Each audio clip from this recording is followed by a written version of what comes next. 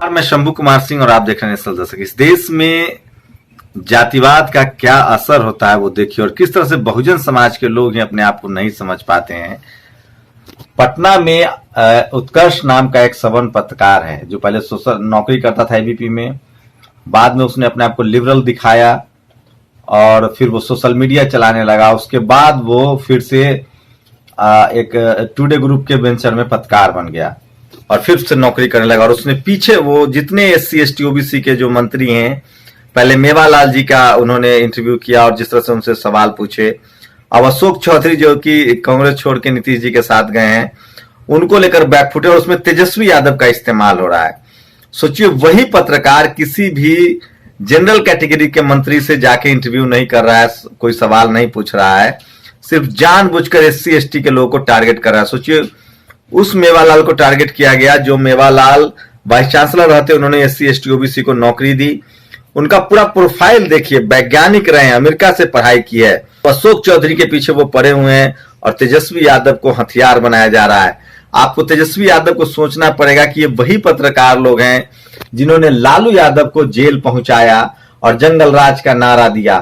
कभी भी बिहार में नीतीश कुमार, लालू यादव और रामविलास पासवान के बीच इतनी अंडरस्टैंडिंग खराब नहीं हुई थी, लेकिन अब चिराग पासवान और तेजस्वी यादव के कंधों पर बंदूक रखकर जिस तरह से खेल चल रहा है, इसमें सबसे पहले नीतीश कुमार को साइड करने की तैयारी है ताकि बीजेपी की लड़ाई आसान हो जाए। और मैं दावे के साथ कह सकता हूं कि अगर इसी तरह से अगर तेजस्वी यादव और चिराग पासवान एक साथ नहीं आते हैं और इसी तरह से नीतीश कुमार को भी निपटा दिया था, रामविलास जी अब रहे नहीं, लालू यादव को जेल में लोग भिजवा चुके हैं, उसके बाद इन दोनों को भी बारी बारी से निपटा दिया जाएगा और बिहार में कोई नाम लेने वाला नहीं होगा। मुझे याद आता है अटल बिहारी वाजपेयी का वो भाषण, जब मिले मुलायम कांसी राम वाला नारा चला था, तब उन्होंने कहा था कि मैंने 2 कीले थी मेरे जूते में और दोनों किलो को मैंने दोनों अलग अलग जगह फेंक दिया है। कांसी राम साहब और मुलायम सिंह यादव को लड़ा दिया गया और उसके बाद से राजनीति खत्म हो गई। लेकिन एक अच्छा संकेत भी मिल रहा है, जिस तरह से बीएसपी, ओवैसी, हम, वीआईपी, उपेंद्र कुशवाहा की पार्टी ने परफॉर्म किया और जिस तरह से तेजस्वी यादव ने इन छोटे दलों को अपने साथ नहीं रखा, इनको पार्टियों से निकाल दिया, चाहे वो वीआईपी था, चाहे वो उपेंद्र कुशवाहा की पार्टी थी, ओवैसी थी या मायावती की पार्टी थी या चंद्रशेखर रावत, इन लोगों को गठबंधन नहीं किया, नतीजा उनको हारना पड़ा। यूपी में एक बड़े बदलाव के संकेत मिल रहे हैं। यूपी में जो संकेत मिल रहे हैं कि समाजवादी पार्टी हो या बीएसपी हो, इन दोनों दलों की नजर है छोटे छोटे दलों पर, राजभर समाज के राजभर दल पर, बाबू सिंह कुशवाहा पर, अनुप्रिया पटेल की जो बहन है उन पर। तो लगातार कोशिश चल रही कि छोटे दलों से गठबंधन किया जाए। अगर ये होता है तो बीएसपी और सपा दोनों, एक तो पहले बीएसपी सपा का गठबंधन हो जाए तो वो विनर अलायंस होगा, लेकिन अगर ये दोनों छोटे छोटे दलों का भी गठबंधन करते हैं तो कम से कम एससी एसटी ओबीसी माइनॉरिटी का वोट जो है वो नहीं बंटने वाला है और एक फायदा होगा। लेकिन सबसे ज्यादा जरूरी है कि बीजेपी को ट्रायंगुलर न बना के आमने सामने का मुकाबला किया जाए। तो यूपी में ये लगातार होता दिख रहा है और अखिलेश यादव और मायावती को लग गया है कि छोटे दलों को हमें अपने साथ लेके चलना पड़ेगा, छोटे दलों से गठबंधन करना पड़ेगा, नहीं तो पॉलिटिकल जीत की आप उम्मीद नहीं कर सकते हैं।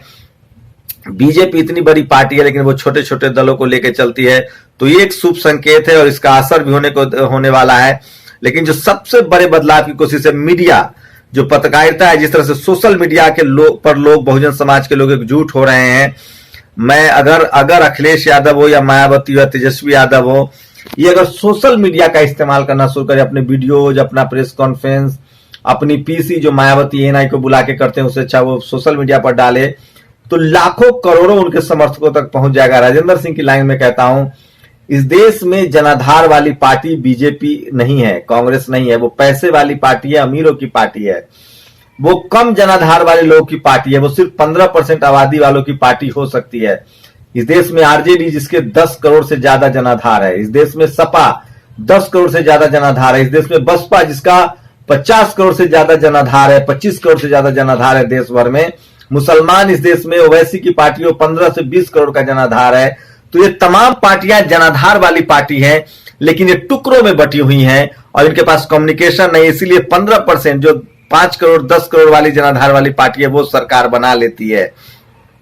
तो ये इन दलों को समझना होगा। एक बड़ी कोशिश हो रही है, लेकिन सबसे ज्यादा जो जातिवादी मनुवादी मीडिया है वो जिस तरह से SC ST OBC माइनॉरिटी के लोगों को निशाना बना रही है, उसकी हैसियत नहीं है कि वो निर्मला सीतारमण से या तमाम राजनाथ सिंह से चीन के घुसपैठ पर, निर्मला सीतारमण से अर्थव्यवस्था के मामले पर सवाल कर सके या भ्रष्टाचार के मामले पर सवाल कर सके। वो सिर्फ जानबूझकर SC ST OBC माइनॉरिटी के नेताओं को टारगेट करता है। ठीक उसी तरह से बीजेपी के जैसे बंडारू लक्ष्मण अध्यक्ष को जाना पड़ा था। तो अगर आप SC ST OBC माइनॉरिटी हैं तो आपको सर्टिफिकेट देना पड़ेगा ईमानदारी का, चरित्र का, कैरेक्टर का। और ये जो जातिवादी मनुवादी पत्रकार हैं ये सिर्फ आप ही से पूछेंगे, लेकिन हम लोग के पास संसाधन नहीं है और हम उनसे सवाल पूछना भी नहीं चाहते हैं, वो हमसे बात भी नहीं करेंगे। लेकिन पता नहीं SC ST OBC माइनॉरिटी के नेताओं की क्या मजबूरी है, वो क्यों इन जातिवादी पत्रकारों से बात करते हैं और वो कब समझेंगे। आप लोग अपनी प्रतिक्रिया जरूर दीजिए। शुक्रिया। नेशनल दस्तक की आपसे गुजारिश है कि अगर इसको बचाना चाहते हैं तो नेशनल दस्तक को सब्सक्राइब करने के लिए रेड कलर के सब्सक्राइब बटन को दबाएं, फिर बेल आइकन की घंटी दबाएं। नेशनल दस्तक को बचाने के लिए बहुत जरूरी है कि हर खबर को शेयर करें, लाइक करें, कमेंट जरूर करें।